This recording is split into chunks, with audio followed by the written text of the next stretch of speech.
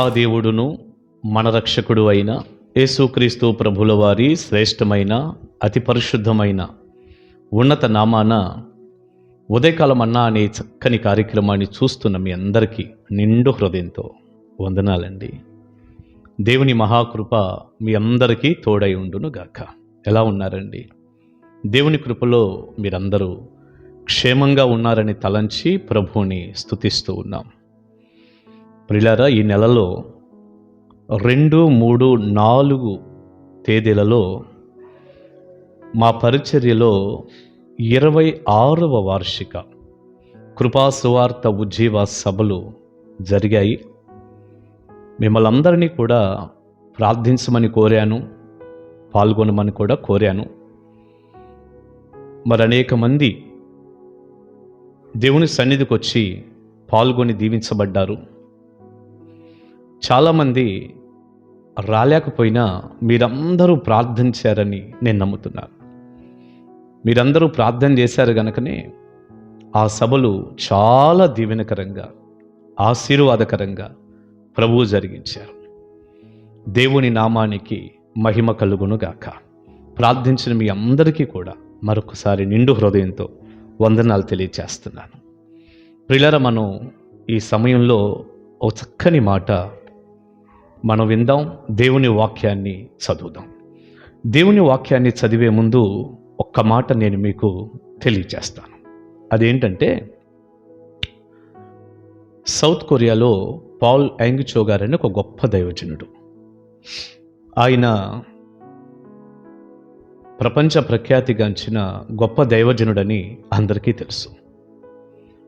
ఒకసారి పాల్ యాంగ్చో గారితో మాట్లాడాలని ఆ దేశ ప్రధాని గారు వారి దగ్గర ఉన్నటువంటి పిఏ ఉంటారు కదా, ఆయనతో మాట్లాడిచ్చారు. నేను పాల్ యాంగ్చో గారితో ఒకసారి మాట్లాడాలి అంటే దేశ ప్రధాని గారి పిఏ ఫోన్ చేశాడు. ఫోన్ చేస్తే పాల్ యాంగ్చో గారి దగ్గర ఉన్నటువంటి ఈ అసిస్టెంట్ పాస్టర్ గారు ఉంటారుగా, వారు ఫోన్ లిఫ్ట్ చేశారు. లిఫ్ట్ చేసినప్పుడు అటునుంచి వాళ్ళు అన్నారు, మేము దేశ ప్రధాని గారి కార్యాలయం నుంచి ఫోన్ చేస్తున్నామండి, పాల్ యాంగ్చో గారితో మాట్లాడాలి అన్నారు.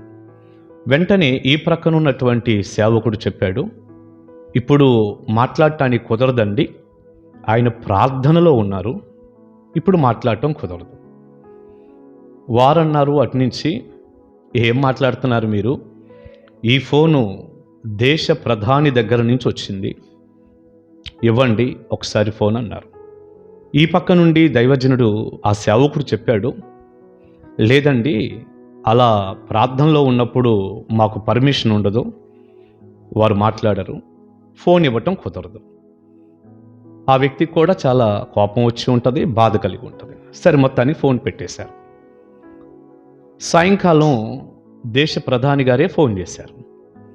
ఫోన్ చేసినప్పుడు ఈ ప్రక్క నుండి పాల్ యాంగ్చో గారే ఆ ఫోను లిఫ్ట్ చేశారు. ఆ ప్రధాని గారు అన్నారు, పాల్ యాంగ్చో గారైనా మాట్లాడేది అన్నారు. అవును, నేను పాల్ యాంగ్చో గారినే, ఎవరండి అన్నారు ఆయన.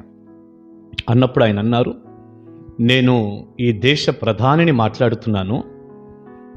ఏంటండి, ఉదయం మీతో మాట్లాడాలని మా కార్యాలయం నుంచి ఫోన్ చేయించాం. మీతో మాట్లాడాలంటే మరి వారు ఎవరో ఫోన్ ఎత్తి మీతో మాట్లాడటం కుదరదు అన్నారు, ఎందుకు అలా అన్నారు అని ప్రధాని గారు అడిగారు. వెంటనే పాల్ యాంగ్చో గారు ఇచ్చినటువంటి జవాబు ఏంటి అంటే, మీరు నాకు ఫోన్ చేసిన సమయానికి నేను ప్రపంచ ప్రధానితో మాట్లాడుతున్నాను అన్నాడు. బా, ఎంత అద్భుతమైన మాట అండి. మీరు ఈ దేశ ప్రధాని అన్నమాట నిజమే, కానీ మీరు ఫోన్ చేసే సమయానికి నేను ప్రపంచ ప్రధానితో మాట్లాడుతున్నాను కనుక మీతో మాట్లాడటం కుదరలేదు అన్నాడు. ప్రియులారా, నిజంగా ప్రార్థనకు ఆ దైవజనుడండి పెద్ద పీట వేశాడు. ప్రార్థనే ప్రార్థనే ప్రార్థనే. నిజం, దేవుని మహాకృపను బట్టండి నేను 2 పర్యాయాలు సౌత్ కొరియా వెళ్ళాను. ఒకసారి అయితే దాదాపు 9 రోజులు పాల్ యాంగ్చో గారి చర్చికి చాలా దగ్గరలో నడిచి వెళ్ళి అక్కడి నుంచి మంచినీళ్ళు తీసుకొచ్చుకునేవాడిని, వాటర్ పట్టుకొచ్చుకునేవాడిని. అంత సమీపంలో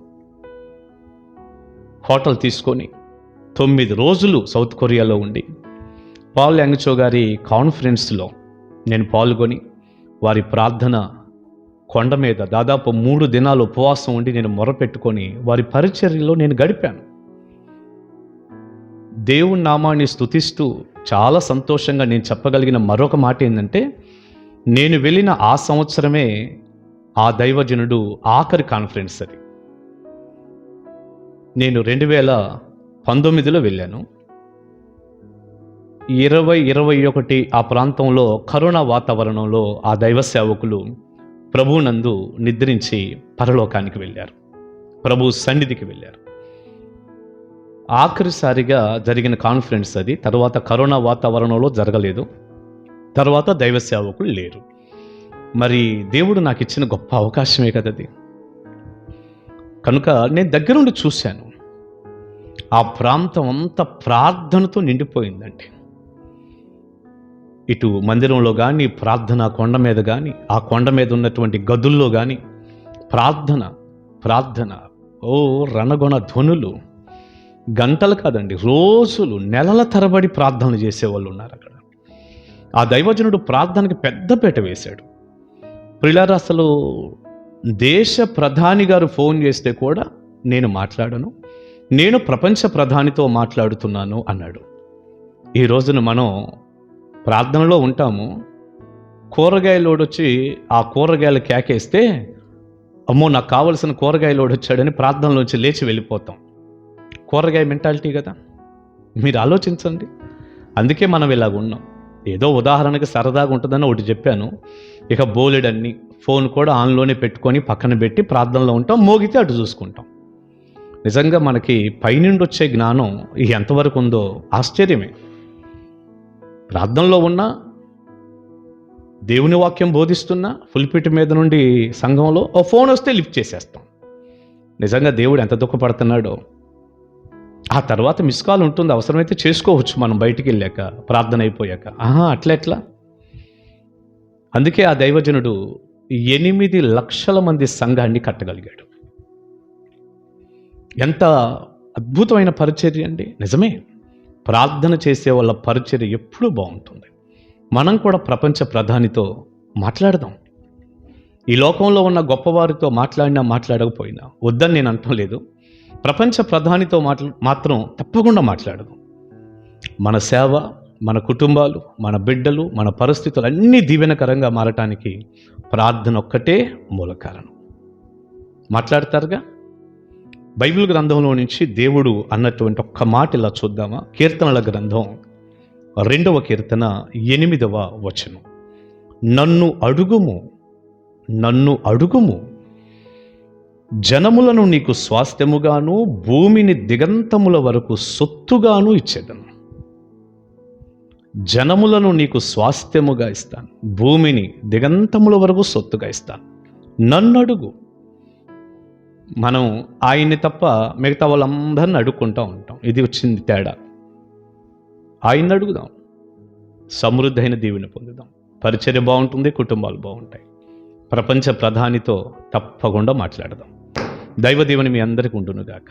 ఆమేన్. పరిశుద్ధుడా, ప్రేమగల తండ్రి, మీకు వందనాలు. విత్తబడిన చక్కని సందేశం మీ పిల్లలకు దీవెనకరంగా చేయండి. ఒకవేళ మా పరిచర్యలు, కుటుంబాలు, పరిస్థితులు ఏవైనా అస్తవ్యస్తంగా ఉండటానికి ప్రార్థనే లోపించిందని మేము ఒప్పుకోక తప్పదుగా. ఈ మాటలు విన్న ప్రతి ఒక్కరూ కూడా ప్రార్థనకు పెద్దపీట వేయటానికి సహాయం చేయండి.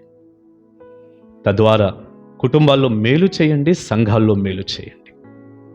దేవా, 3 దినాలు సభలు చాలా దీవెనకరంగా జరిగించినందుకు మిమ్మల్ని స్తుతిస్తూ యేసు నామాని ప్రార్థన మనవులు అడుగుచున్నాను తండ్రి. ఆమేన్. ఆమేన్. God bless you. దేవుని కృప మీకు తోడై ఉండునుగాక. కలుసుకుందాం ఉదయకాల మన్నాలో.